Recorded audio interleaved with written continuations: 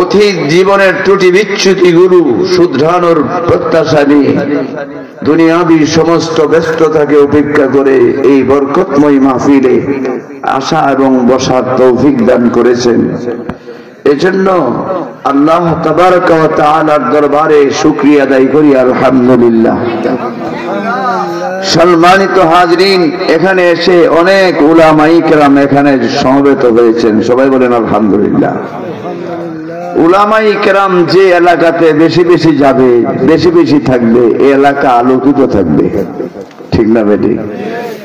যে এলাকাতে উলামায়ে কেরাম বেশি হবে, উলামায়ে কেরামের পদাচরণ বেশি হবে, এই এলাকা অন্ধকার মুক্ত থাকবে, ঠিক না বেটি?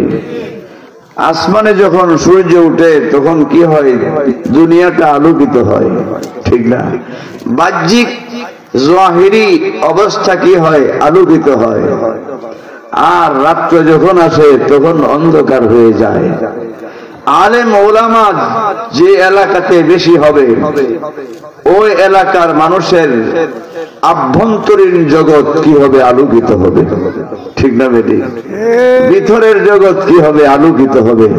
এই জন্য আলেম ওলামাদেরকে বেশি বেশি আসা, আলেম ওলামাদের কাছে বেশি বেশি যাওয়া, আলেম ওলামাদের কথাগুলো বেশি বেশি শোনা আমাদের দরকার। অনেক উলামায়ে কেরাম ইনশাআল্লাহ সেটা আপনাদের আন্তরিকতা আর ভালোবাসার প্রমাণ যে আপনারা আলেম ওলামাদেরকে ভালোবাসেন, ঠিক না বেটি? এজন্য সময় সংক্ষিপ্ত, লম্বা চূড়া আলোচনার সুযোগ নেই, সকলেরই হক আছে। একটি বিষয় নিয়ে আলোচনার ইচ্ছা ছিল, কিন্তু সময়ের সাথে মিলাইয়া আমি আলোচনার আলোচ্য বিষয় পরিবর্তন করে আপনাদের সামনে পবিত্র কালামে পাকের একখানা আয়াত তেলাওয়াত করেছি। রাসূলের অসংখ্য হাদিস থেকে একখানা হাদিস আমি আপনাদের সামনে পাঠ করেছি। আল্লাহ তাআলা যদি তৌফিক দান করেন, এর আলোকে কিছু কথা আপনাদের খেদমতে পেশ করার চেষ্টা করব। ওমা তৌফিকি ইল্লা বিল্লাহ। যেহেতু দ্বিতীয় পর্ব শুরু, উপস্থিতির সংখ্যা দিন দিন বৃদ্ধির দিকে যাচ্ছে। অনেকেই আসতেছেন আসার পথে, হয়তো অনেকেই আসার প্রতি গুরুত্ব ওনাদের নাই, আসার নিয়ত নাই, ঠিক না বেটি? সকল মানুষ আসবে এটা তো সম্ভব না, আর সকল মানুষ আসেও না এলাকাতে মাহফিল হলে, ঠিক না বেটি? কাজেই আমি আপনাদের সামনে সূরা জুমারের একখানা আয়াতে কারিমা তেলাওয়াত করেছি। এই আয়াতের মধ্যে আল্লাহ পাক রব্বুল আলামিন আল্লাহ তাআলার একটা সুসংবাদের কথা বর্ণনা করেছেন। যে মানুষের মধ্যে দুইটা গুণ থাকবে, কি থাকবে? দুইটা গুণ থাকবে, আল্লাহ তাআলা তাদেরকে সুসংবাদ দান করেছেন। সুবহানাল্লাহ। সম্মানিত হাজরিন, আমরা যে মজলিসের মধ্যে আসছি, এখানে আসার দ্বারা আমরা লাভবান হয়েছি না ক্ষতিগ্রস্ত হয়েছি? উপকৃত হয়েছি না অপকৃত হয়েছি? উপকৃত হয়েছি। সম্মানিত হাজরিন, এই মজলিসের দাম আল্লাহর কাছে অনেক বেশি, ঠিক না? যদিও বসার পরিবেশ এত উন্নত নয়, আমরা জীর্ণ শীর্ণ অবস্থায় বসেছি, কিন্তু আল্লাহ তাআলার কাছে আমরা দামি। আল্লাহ পাক আমাদেরকে পছন্দ করেছেন, আল্লাহ পাক পছন্দ করে আমাদেরকে এখানে পাঠাইছেন, ঠিক না বেটি? সবাই বলেন আলহামদুলিল্লাহ। আল্লাহ পাকের পছন্দের পাত্র যদি হতে পারি, তাহলে আমাদের জীবনে আর কোনো ভয় নেই, ঠিক না? আল্লাহ যাকে ভালোবেসে ফেলবেন তার কোনো বিপদ নেই। প্রধানমন্ত্রী যদি কাউকে ভালোবাসে, তাহলে তার কোনো সমস্যা আছে? 7টা গুণ করলেও কোনো অসুবিধা নেই। আল্লাহ আমাদেরকে ভালোবেসেছেন, এই জন্য আমাদেরকে এখানে এনেছেন। قال النبي صلى الله عليه وسلم من يرد الله به خيرا يفقهه في الدين। जनाब रसूल करीम सल्लल्लाहु अलैहि वसल्लम इरशाद फरमान, আল্লাহ পাক রব্বুল আলামিন যার কল্যাণ চায় তাকে দ্বীনের বুঝ দান করে। দিনের বুঝদান করে যার কল্যাণ চায়, আল্লাহ আমাদের কল্যাণ চাইছে, ঠিক না? এই জন্য এই মাহফিলের মধ্যে আসার তৌফিক আল্লাহ তাআলা আমাদেরকে কি করেছেন, দিয়েছেন। এতে খুশি না বেজা? আমরা আল্লাহর কাছে অনেক দামি, দামি না? জনাব রাসূল করিম সাল্লাল্লাহু আলাইহি ওয়াসাল্লাম ইরশাদ ফরমান, লা ইয়াকুদু কওমুন ইয়াযকুরুনাল্লাহা ইল্লা খাফফাতহুমুল মালাইকা ওয়া গাশিয়াতহুমুর রাহমা ওয়া নাযালাত আলাইহিমুস সাকিনাতু ওয়া যাকারাহুমুল্লাহু ফীমান ইনদা।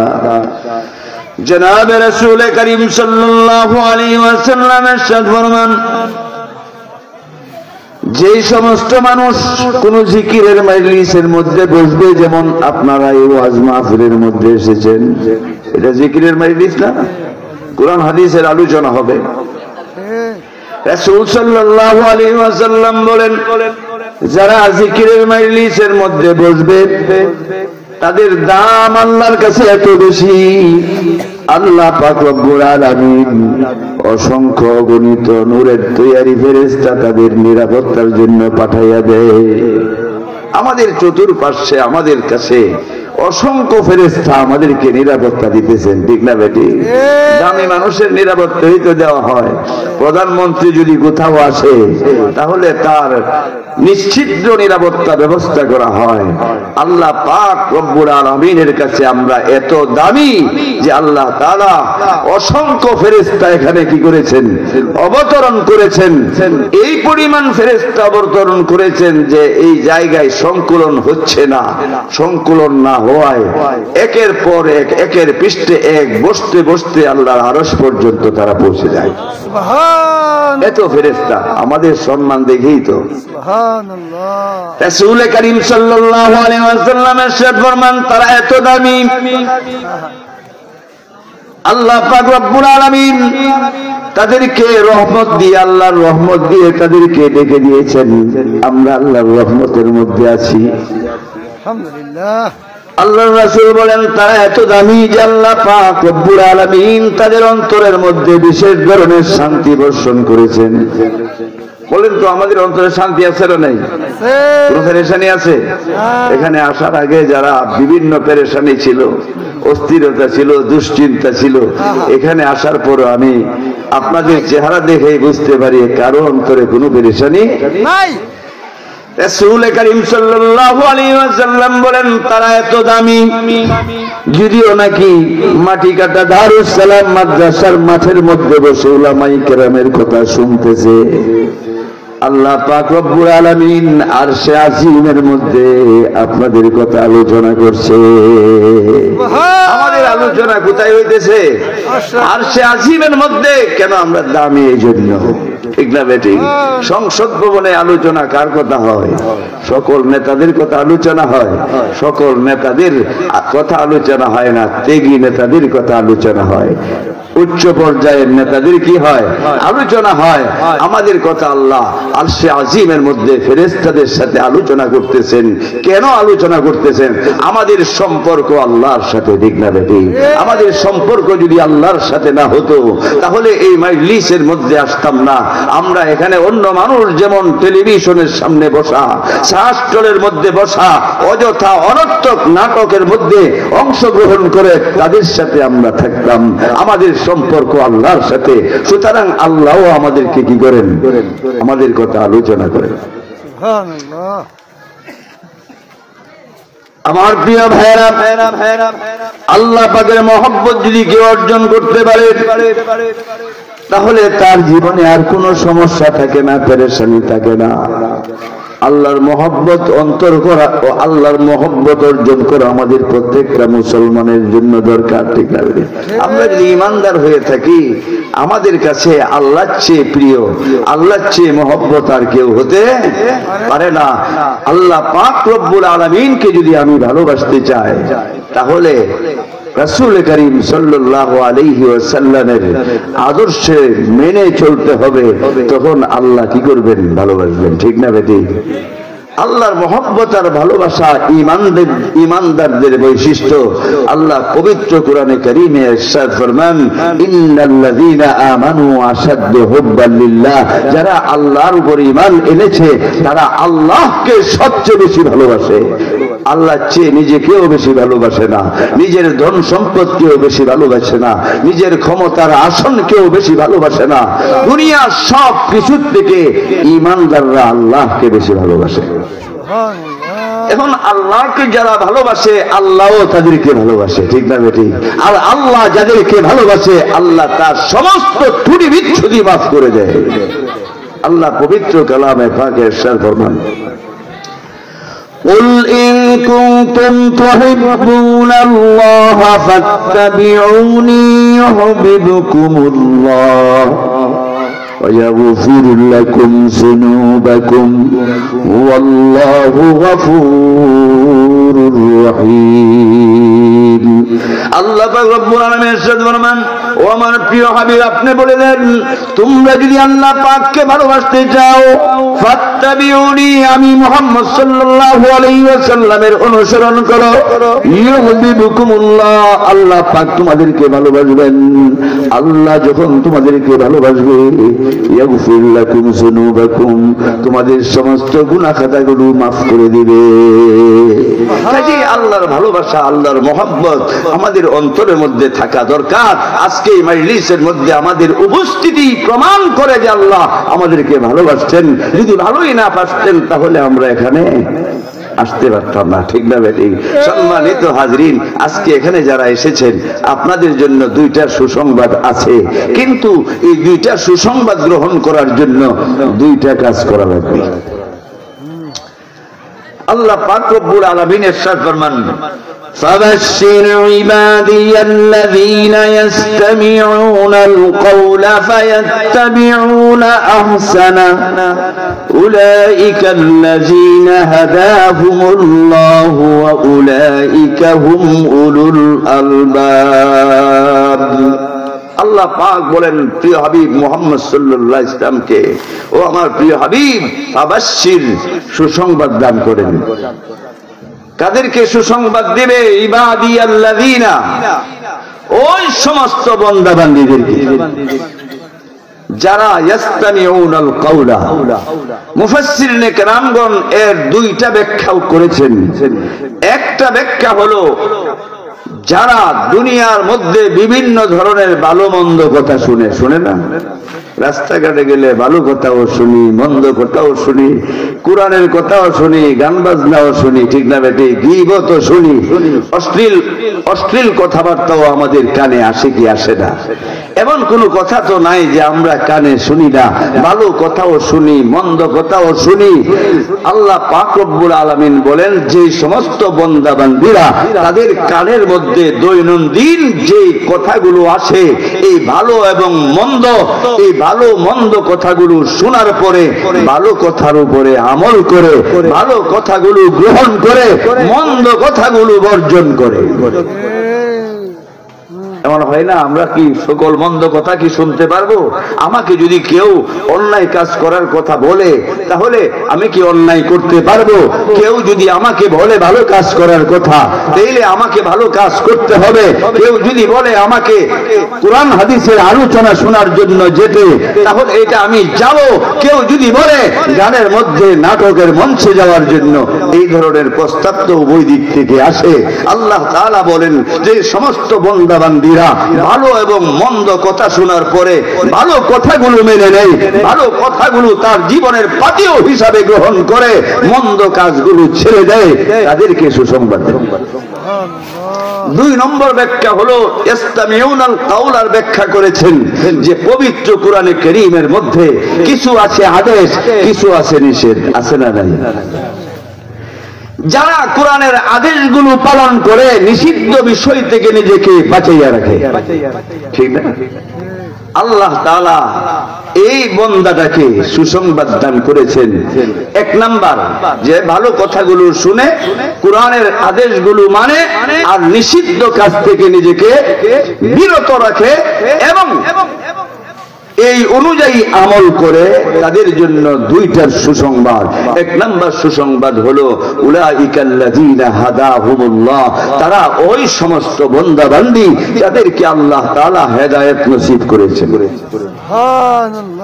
হেদায়েত সবচেয়ে বড় সম্পদ, ঠিক না বেটি?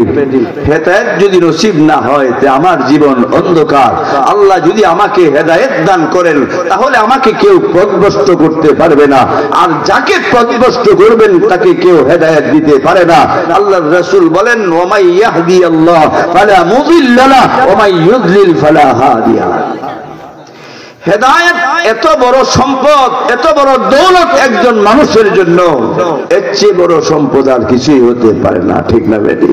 কারণ এটা আমরা বুঝতে পারি এইভাবে আল্লাহ তাআলা হেদায়েতের জন্য এই পরিমাণ দোয়া করতে আমাদেরকে বলেছেন, দুনিয়ার অন্য কোন জিনিসের জন্য এত দোয়া করতে বলেন নাই, ঠিক না বেটি? সূরা ফাতিহা আমরা তেলাওয়াত করি কি করি না? এই সূরা ফাতিহা ছাড়া কি নামাজ হয়?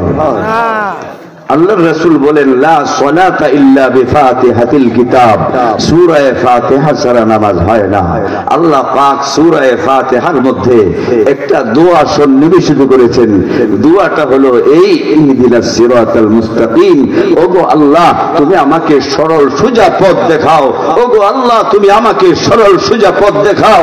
এই হেদায়েতের দোয়া আল্লাহ পাক রব্বুল আলামিন সূরা ফাতিহার মধ্যে সংযুক্ত করেছেন, আর সূরা ফাতিহাকে সংযুক্ত করেছেন প্রত্যেক নামাজের প্রত্যেক রাকাতের মধ্যে।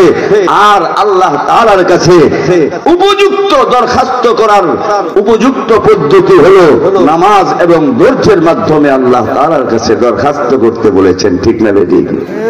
আল্লাহ তাআলা বলেন পবিত্র কোরআনে কারীমের মধ্যে ওয়াস্তাঈনু বিস-সাবরি ওয়াস-সালাহ, ও আমার বান্দা বান্দীরা তোমরা যখন বিপদে পড়বে, মুসিবতের মধ্যে পড়বে, তোমাদের যখন কোনো কিছুর প্রয়োজন হবে, তোমার সাহায্যের প্রয়োজন হবে, তখন আমার কাছে সাহায্য প্রার্থনা করো।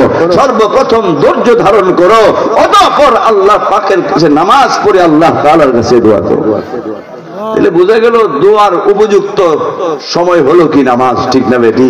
নামাজের পরে দোয়া আল্লাহ তাআলা কি করেন? কবুল করেন। জনাবে রাসূল করিম সাল্লাল্লাহু আলাইহি ওয়াসাল্লাম কাফেরদের বিরুদ্ধে যখন যুদ্ধের গজওয়ে বদরের মধ্যে যখন উপনীত হলেন, মুসলমানদের সংখ্যা ছিল মাত্র 313 জন, আর কাফেরদের সংখ্যা ছিল হাজারেরও অধিক। তারা ছিল সশস্ত্র বাহিনী আর মুসলমানরা ছিল নিরস্ত্র। রাসূল করিম সাল্লাল্লাহু আলাইহি ওয়াসাল্লাম নামাজ পড়লেন। নামাজ পড়ে আল্লাহর কাছে দোয়া করলেন, আল্লাহ তুমি যদি চাও তোমার জমিনের মধ্যে তোমার ইবাদত বন্দেগী না হোক, তাহলে তুমি তাদেরকে ধ্বংস করে দাও, তাদেরকে ধ্বংস করে দাও। আর যদি তুমি মনে করো তোমার জমিনের মধ্যে তোমার ইবাদত বন্দেগী চলো, তাহলে তুমি তাদেরকে সাহায্য করো। আল্লাহ পাক রব্বুল আলামিন গজওয়ে বদরের মধ্যে 1000, 3000, 5000 ফেরেশতা অবতরণের ঘোষণা দিয়েছে। 5000 ফেরেশতা অবতরণ করে মুসলমানদেরকে সাহায্য করেছেন, নামাজ পড়ে আল্লাহর দরবারে দোয়া করেছেন। আল্লাহ পাক দোয়া কবুল করেছেন। আমার মায়ের, আমার বন্ধুরা, সবচেয়ে বড় সম্পদ হলো হেদায়েত। আল্লাহ পাক যাকে হেদায়েত দান করেছেন তার কোনো বিপদ নাই। আল্লাহ পাক যারা নাকি কোরআন হাদিসের কথা শুনে ভালো ভালো কথা আদেশগুলো পালন করে, নিষিদ্ধ কাজ থেকে নিজেকে বিরত রাখে, তাদেরকে আল্লাহ পাক রব্বুল আলামিন বলেছেন তারা হেদায়েত প্রাপ্ত। কি বলেন আপনারা, খুশি না বেজার? হেদায়েত প্রাপ্ত, আলহামদুলিল্লাহ। এর চেয়ে বড় দৌলত আর কিছুই হতে পারে না, ঠিক না বেটি? খাজা আবু তালেব হুজুর আকরাম সাল্লাল্লাহু আলাইহি ওয়াসাল্লামের চাচা, এই কুরাইশ বংশের জন্ম, রাসূলকে অনেক ভালোবাসতেন, অনেক মহব্বত করতেন। এই পরিমাণ মহব্বত করতেন, আবু তালেবের জীবদ্দশায় মুহাম্মদুর রাসূলুল্লাহ সাল্লাল্লাহু আলাইহি ওয়াসাল্লামের উপর কোনো নির্যাতনার নিপীড়ন করার সুযোগ ছিল না। কিন্তু আল্লাহ পাক রব্বুল আলামিন তার কপালে হেদায়েত রাখেন নাই, ঠিক না বেটি? আল্লাহ পাক যদি হেদায়েত রাখতেন তাইলে হেদায়েত হয়ে যেত, কিন্তু হেদায়েত গ্রহণ করেন নাই। ঠিক না বেটি? এই জন্য আল্লাহ পাকের দরবারে শুকরিয়া আদায় করি, সবাই বলি আলহামদুলিল্লাহ। আল্লাহ পাক আমাকে মন্দ কাজগুলো থেকে বাঁচাইয়া উলামায়ে কেরামের জবান থেকে কোরআন হাদিসের আলোচনা শোনার এই পরিবেশের মধ্যে আসার যে মন মানসিকতা, স্পৃহা, অনুপ্রেরণা জাগ্রত করেছেন, এই জন্য আল্লাহর দরবারে শুকরিয়া আলহামদুলিল্লাহ। এক নাম্বার আল্লাহ বলেন তারা হেদায়েত প্রাপ্ত। 2 নম্বর সুসংবাদ হলো উলাইকা হুম উলুল আলবাব, আর তারাই হলো বুদ্ধিমান। দুনিয়ার মধ্যে আমাদেরকে অনেকেই বলে বোকা, ঠিক না বেটি? আর তাদেরকে নিজেদেরকে মনে করে বুদ্ধিমান। আল্লাহ কয় যারা আমার কথা শুনে মানে তারাই হলো বুদ্ধিমান, ঠিক না বেটি? যারা নামাজ পড়ে তারা বুদ্ধিমান, যারা রোজা রাখে তারা বুদ্ধিমান, যারা হারাম থেকে বেঁচে থাকে তারা বুদ্ধিমান, যারা সুদ খায়, ঘুষ খায়, সুদ ঘুষ খাইয়া টাকার পাহাড় বানায়, বালাখানা তৈরি করে, তারা বুদ্ধিমান নয়। তারা হলো কি?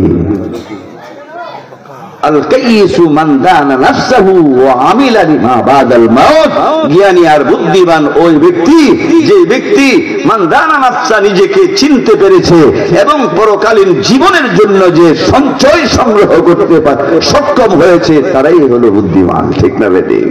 আল্লাহ পাক রব্বুল আলামিনের দরবারে শুকরিয়া।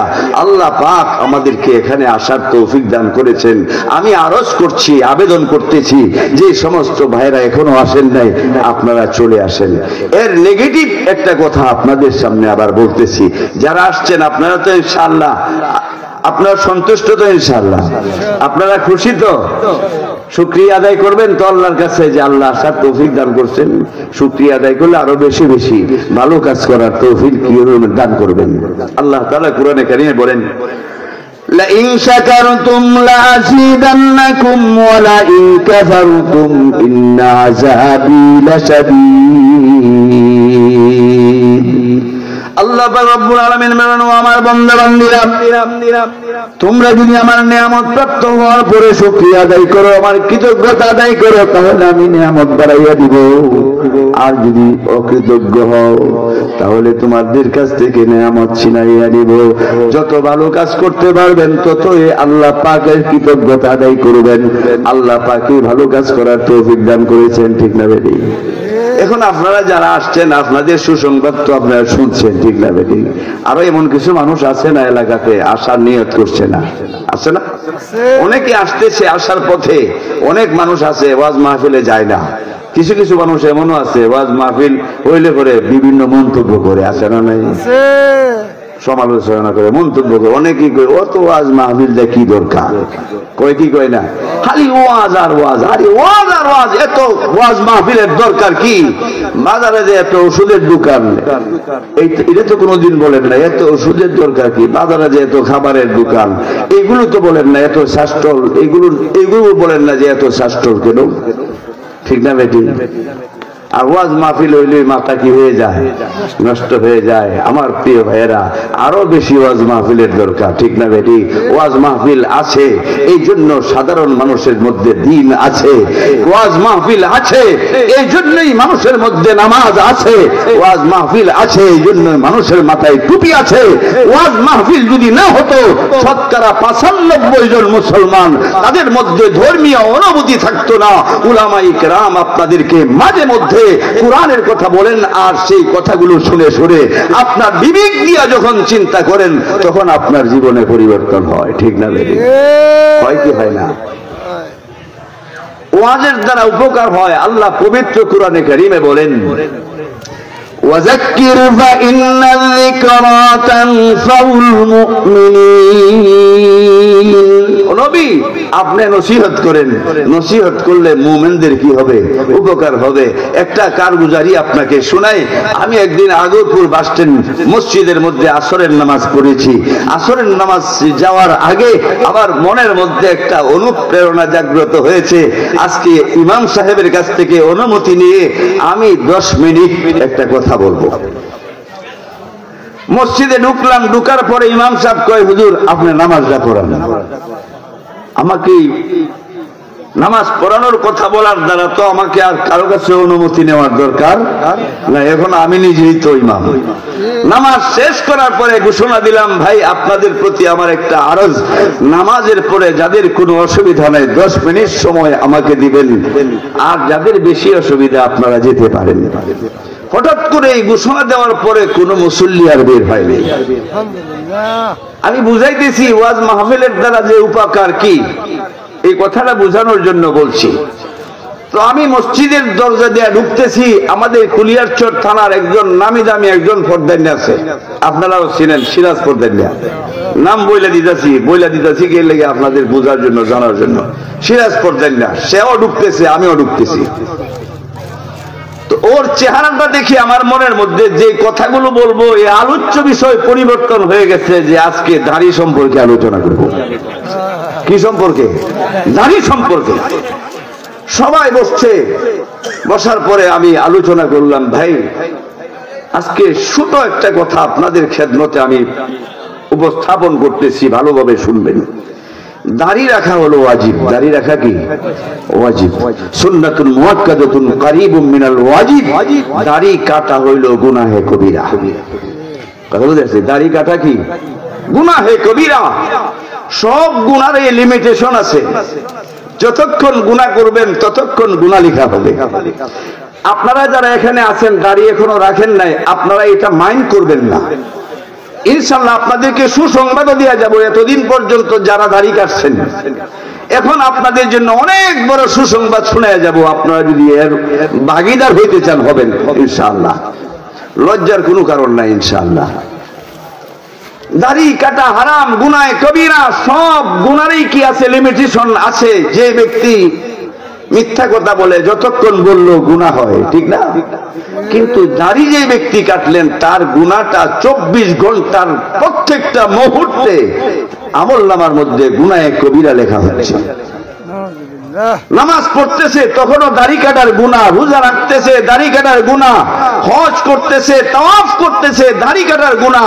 যতক্ষণ পর্যন্ত তওবা করে দাড়ি না রাখবে ততক্ষণ পর্যন্ত গুনাহ লেখাই থাকবে। ঘুমন্ত অবস্থায় তার আমলনামায় গুনাহ লেখা হবে। আর যে ব্যক্তি রাসূল সাল্লাল্লাহু আলাইহি ওয়াসাল্লামের সুন্নাত মনে করে দাঁড়িয়ে রেখে ফেলবে, 100 শহীদের সওয়াব তার আমলনামায় জমা হবে। এই মজলিসের মধ্যে যারা আছি, আমরাও যদি এখন নিয়ত করে ফেলি দাড়ি রাখা রাসূলের নির্দেশ, রাসূলের সুন্নাত, আজ থেকে আর দাড়ি কাটবো না, আপনার আমলনামায় 100 শহীদের সওয়াব লেখা হবে। এটা আমার কথা না, বানানো কথা না। উলামায়ে কেরাম এখানে আছেন। আল্লাহর রাসূল বলেন, মান তামাসসাকা বিসুন্নতি ইনদা ফাসাদি উম্মতি ফালাহু আজরু মিয়াতি শাহীদ। যেই ব্যক্তি ফাসাদের সময়, যেই সময় দাড়ি রাখলে মানুষ টিটকারি করে, যেই সময় স্ত্রী স্বামীকে দাড়ি রাখতে পছন্দ করে না, এমত অবস্থায় রাসূলকে ভালোবেসে রাসূলের সুন্নতকে প্রাধান্য দিয়ে যদি সে দাড়ি রাখতে পারে, আল্লাহর রাসূলের ওয়াদা 100 শহীদের সওয়াব তার আমলনামায় দেওয়া হবে। এই বক্তব্য দেওয়ার পরে নামাজ শেষ, আমি বসছি, বসার পরে আমার সামনে যায় হাজির, বলতেছে, হুজুর আমার সাথে অনেক সময় টিসি মস্কারি করে, হুজুর মার্ডার তো করে লাইছেন। আমি কি মার্ডার করলাম? হুজুর মসজিদে ঢুকার আগে শিল বেড়ারে বলে আসছি নামাজের পরে শেভ করুন। যে ওয়াজ করছুন আর এই ওয়াজ, এরপরে আর দাড়ি শেভ করার কোনো ব্যবস্থা নাই। আপনার হাতে ধরলাম, আমি এখন থেকে দাড়ি রাখবো। শুধু দাড়ি রাখবো এই না, আপনার ওয়াজটা আমার সমকক্ষ, আমার পর্যায়ের যারা আছে সকলের কাছে সেই দাওয়াতটা পৌঁছাই দিব। আলহামদুলিল্লাহ। 15 দিনের ভিতরে 100 নেতা, তাদের সমসাময়িক নেতা 100 নেতা দাঁড়িয়ে রাখছে। আলহামদুলিল্লাহ। আমার ভাইয়েরা, আমি বলতেছিলাম ওয়াজ নসিহতে বেশি বেশি যাবেন। আমাদের দেশে ওয়াজ হচ্ছে, উলামায়ে কেরাম আছে, এই জন্য সাধারণ মানুষ কি আছে, দ্বীনের উপরে আছে। উলামায়ে কেরাম যদি না থাকতেন তাহলে শতকরা 95 জন মুসলমান যারা মাদ্রাসায় শিক্ষা অর্জন করে না, যারা কোরআন হাদিস বুঝে না, যারা কোরআন হাদিস বুঝার যোগ্য যোগ্যতা নাই, তারা দিনের উপরে থাকা সম্ভব হতো না। ঠিক না বেটি? এই জন্য আমার পরবর্তী চলে এসেছেন, সময় অত্যন্ত সংক্ষিপ্ত। আলহামদুলিল্লাহ আমি কৃতজ্ঞতা জ্ঞাপন করি এই যারা ব্যবস্থাপনা যারা করেছেন আমার মতো নাখান্দাকে এখানে সুযোগ দেওয়ার জন্য। আমি 2 মিনিটের ভিতরে কথা বলে দিচ্ছি, যেহেতু আলোচনাটা করতেছি, আলোচ্য বিষয়টা আর কেউ করবে না। যারা আসে নাই তাদের ব্যাপারে 2টা সুসংবাদ, দুঃসংবাদ। আপনারা যারা আসছেন আপনাদের জন্য 2টা সুসংবাদ, আর যারা আসে নাই বিরোধিতা করে, সমালোচনা করে, মন্তব্য করে, তাদের জন্য 2টা দুঃসংবাদ। এই 2টা দুঃসংবাদ বলে আমার আলোচনা শেষ। আল্লাহ পাকের ফরমান, ومن أعرض عن ذكري فإن له معيشة ضنكا ونحشره يوم القيامة أعمى قال رب لم حشرتني أعمى وقد كنت بصيرا قال كذلك أتتك آياتنا فنسيتها وكذلك اليوم تنسى। আল্লাহ বলেন, ওমান আরাদা আন যিকরি আইল কুরআন, যে ব্যক্তি আমার কোরআন থেকে বিমুখতা অবলম্বন করবে, না কোরআন শিখবে, না কোরআনের উপরে আমল করবে, কোরআনের মজলিসকে যারা বর্জন করে, তাদের জন্য 2টা দুঃসংবাদ। 1 নাম্বার হলো এই, আল্লাহ তাআলা তার দুনিয়া এবং পরকাল কবরের জগৎকে সংকীর্ণ করে দিবে, সংকীর্ণতা এসে যাবে। 2 নম্বর হলো হাসরের ময়দানে অন্ধ করে উঠাবে। সে বলবে, আল্লাহ তুমি আমারে অন্ধ করে উঠাইলা কেন? মরণের সময় তো আমার চোখ ভালো ছিল, আমি এখন অন্ধ কেন? আল্লাহ কয়, বান্দারে তোর চক্ষু তো আমি দিছিলাম, এই যে মাটি কাটা ওয়াজ মাহফিল হইতেছে ওইখানে রাস্তা দেখে ওয়াজ মাহফিলে যাওয়ার জন্য। তোমার তো চক্ষুটা দিয়েছিলাম আমার যে সৃষ্টি আছে এই সৃষ্টিগুলো দেখে আমার বরত্ব অর্জন করার জন্য, বরত্ব বুঝার জন্য আমি তোমাকে চক্ষু দিয়েছিলাম। সেই চোখটা তো তুমি এই ওয়াজ মাহফিলে যাওয়ার কাজে, মসজিদে যাওয়ার কাজে, আমার সৃষ্টি নিয়ে গবেষণা করার জন্য ব্যবহার করো নাই। তোমার চোখটা ব্যবহার করেছো নর্তকীর নাচ দেখেছো, এই টেলিভিশনের মধ্যে মেয়েদেরকে দেখেছো, উলঙ্গ অর্ধলঙ্গ ছবি তুমি কি করেছো? পরিদর্শন করেছো। এই জন্য তো আমি চেক দিই নাই। এই হিসাবে তোমার চোখ থাকা না থাকা সমান। তোমার চোখকে যেহেতু ভালো কাজে লাগাও নাই, এই জন্য তুমি অন্ধই। ঠিক না বেটি? কাজেই ভাইরা যারা আছেন, আমি আপনাদেরকে অনুরোধ করি, ইনশাআল্লাহ সবাই চলে আসি। উলামায়ে কেরাম ধারাবাহিকভাবে আপনাদের সামনে আলোচনা করবেন। সংক্ষিপ্ত সময়ে কিছু বিক্ষিপ্ত কথা আপনাদের খেদমতে আমি পেশ করেছি। আল্লাহ ত্রুটি বিচ্ছুতি যদি হয়ে থাকে আল্লাহ যেন মাফ করে দেন। বিশুদ্ধ কথাগুলো যেন আল্লাহ সন্তুষ্টির জন্য উপস্থাপন করতে পারি, সেই তৌফিক আল্লাহ তাআলা দান করেন। যে আলোচনাগুলো হয়েছে এই বিশুদ্ধ কথাগুলোর উপরে আমাকে আপনাদের সকলকে আমল করার তৌফিক দান করেন। আমিন। ওয়া আখিরু দাওয়ানা আলহামদুলিল্লাহি রাব্বিল আলামিন। আসসালামু আলাইকুম ওয়া রাহমাতুল্লাহি ওয়া বারাকাতুহু। আলাউদ্দিন আইএমসি মিডিয়া কুরআন হাদিসের কথা বলে, সত্যের দিকে আহ্বান করে। Alauddin IMC media.